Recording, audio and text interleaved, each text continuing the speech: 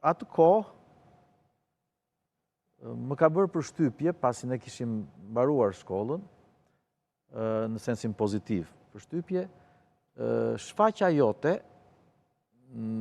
e beft në një dimension që gjatë kohës që ishim në shkollë nuk e shfaqje, raportit tënd me letërsinë, me krijimin.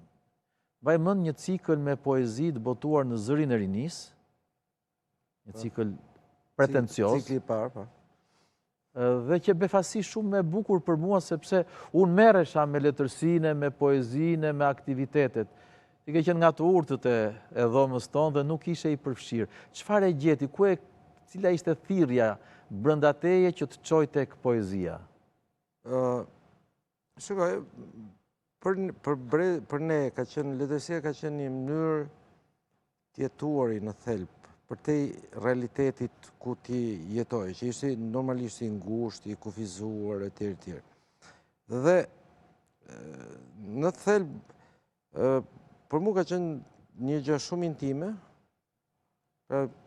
nuk e tregoj, unë lexoja shumë dhe shkruja shumë, praktikisht.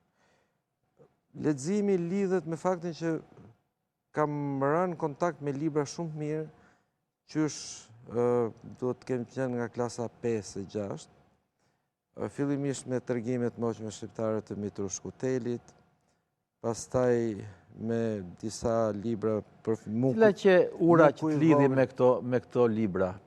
Personi që të çojte këto libra? Personi, atëherë, unë kisha motën e madhe të martuar, dhe vjerri motërsime, po atë burri motërsime lexonin, kishin shumë libra. Madje vjerri motërsime kishte edhe libra, sepse ishte i shkolluar në kohën e zogut, kishte libra... Nga ato që nuk ishin në qarkullim? Jo. Për shembull, unë kam lexuar aty qysh, po themi në klasë 7 ose këtë, po nuk i tregoje sepse më thoshte që mos e tregoje. Për shembull, novelën e Kaplan Resulit Gjarpni. Ose për shembull, kam lexuar një libër që më zhduk magjik atëhere, ishte një libër shpjegues i ëndrave i botuar në vitet 30. I përkthyer me siguri nga italishtja diçka e tillë, nuk e mbaj mend tamam. Kam lexuar Jetë njerëzish shquar të lashtësisë. Dhe aty praktikisht, sepse gjeja gjëra edhe më nxiste, pavarësisht se ishte pak problematike se disa prej atyre librave ishin ndalu. Ai ishte ishte nipi, vjeri motërsimi ishte nipi i Gjon Markagjoni, djali i motrës. Dhe ishte po themi... Po ishte në një risk të madh e gjitha.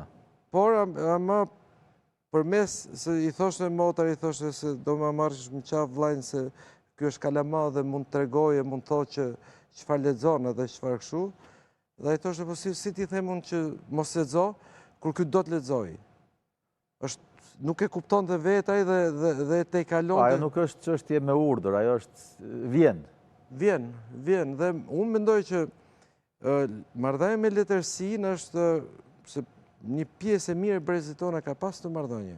Po, është e vërtetë. Është një mënyrë tjetuari në një botë tjetër. Në ditë të kohë se më solle në mend tani, për shembull, unë kur isha në shkollën 8 vjeçare, unë e kam bërë në Kurbnesh. Po. Fati më çoi të njihem me një mik të mirë timin, me Viktor Gjikollën. Viktor Gjikollën, po.